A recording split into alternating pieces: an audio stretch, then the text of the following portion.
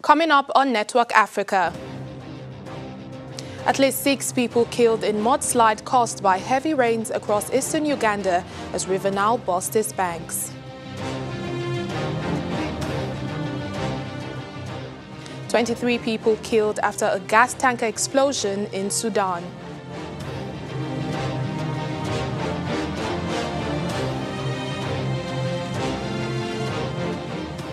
Plus 4.1 million Zimbabweans to receive food aid from the United Nations to avert a hunger crisis.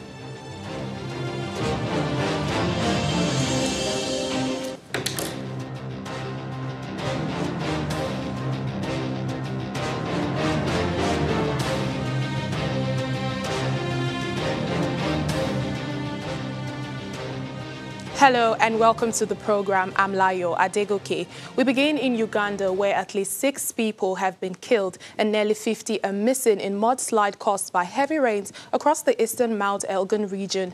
Disaster relief officials say dozens of homes and farms have also been destroyed during the downpour in the last 2 days. The government has been trying to relocate people from the mountainous areas to safer terrain. In the northwest, the River Nile burst its banks near Pakwach Bridge, cutting off road links. The road authorities have issued an alert and urging people to use alternative transport while the debris on the highway is cleared.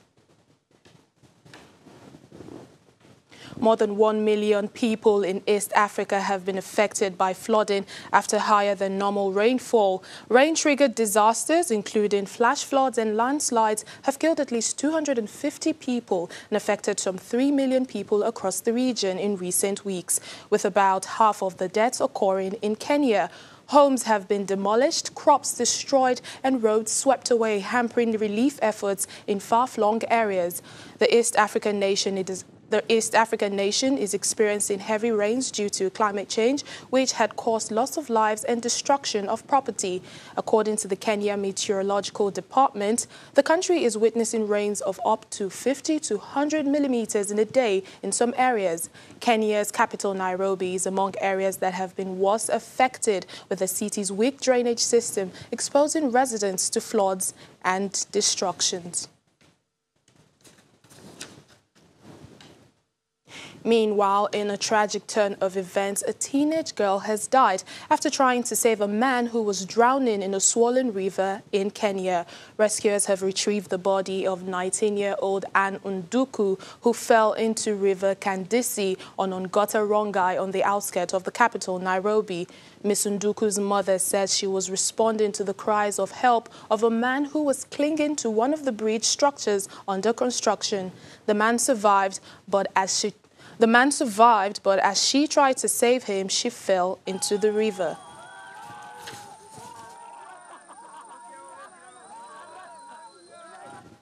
The number of people killed in the fire which swept through a ceramics factory in Sudan's capital, Khartoum, has risen to 23. More than 130 others have been injured. In a statement, officials say the inferno was triggered after a gas tanker exploded. There was also inflammable materials improperly stored, which led to the spread of the fire. Raging flames and thick plumes of smoke billowed in the sky before firemen managed to extinguish, the blaze. In Zimbabwe, roughly a quarter of the population will receive food aid from the United Nations to avert a hunger crisis. The World Food Programme says it will provide 4.1 million Zimbabweans with cereal, pulses and vegetable oil. Around half of the country's population is facing hunger, with 7.7 million reported to be experiencing severe hunger. The United Nations says it's procuring food assistance for some 4.1 million Zimbabweans as it warns of a major crisis exacerbated by runaway inflation and climate-induced drought.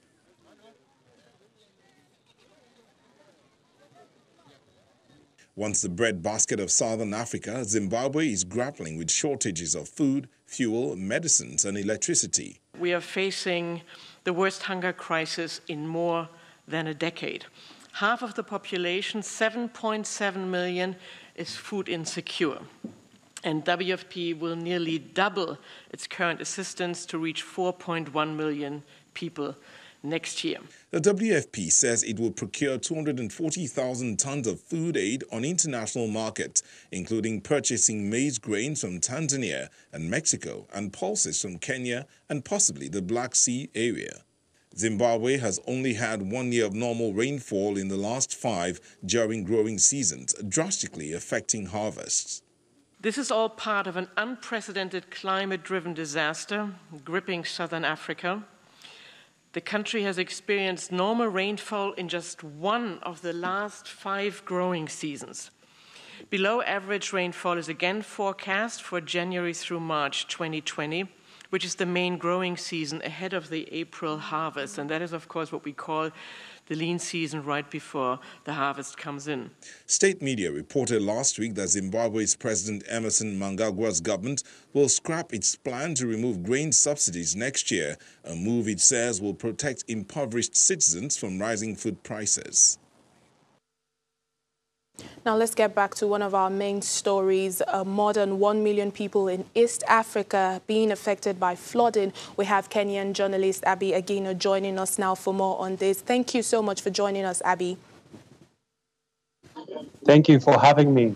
The rains in recent times have triggered disasters, killing hundreds and displacing many. Is it unusual to have rain at this time of the year? Well, for East Africa, we normally have 2 seasons of rains. That is the short-term rains and the long-term rains. This usually come from the early January to around March, April. We have the short rains. And naturally, we also target the long rain seasons, which kicks off from around October, actually September, running up to November.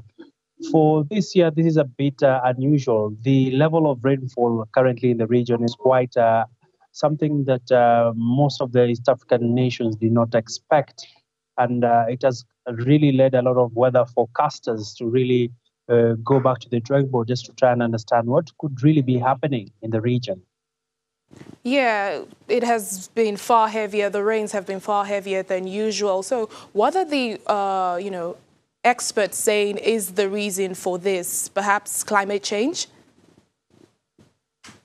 Well, quite a good bunch of the experts are indicating that East Africa and a bit of South Africa is facing quite unique volumes of rainfall. And this is sort of triggered to what you've really alluded there to. That is the climate change question. Majority of these regions are really bordering the Indian Ocean. And we do understand that the water temperature levels have been going up. And this has been linked to the ozone layer, which has led to what we are seeing, some abnormal rainfall patterns. And it is projected to continue up to January. So far, experts are indicating that various people living in areas that might be victims of landslides should look for opportunities to move to higher ground. As we speak right now, Kenya has been faced with a very huge challenge with a landslide that did hit West Pokot area, that is in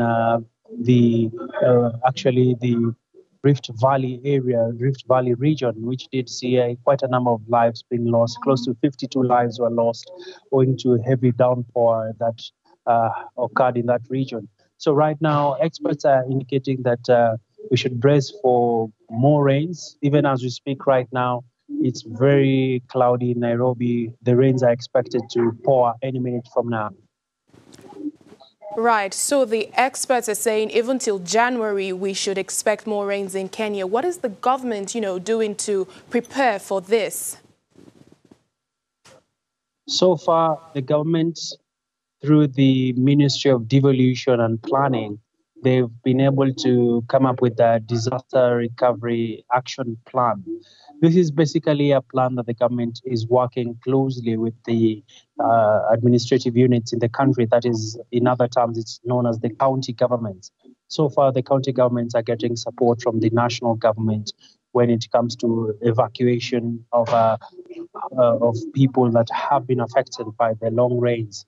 So far, we do know that the government has a budget that they are yet to fully announce, but there's a budget that will be looking towards ensuring that the disaster response mechanism is very well supported.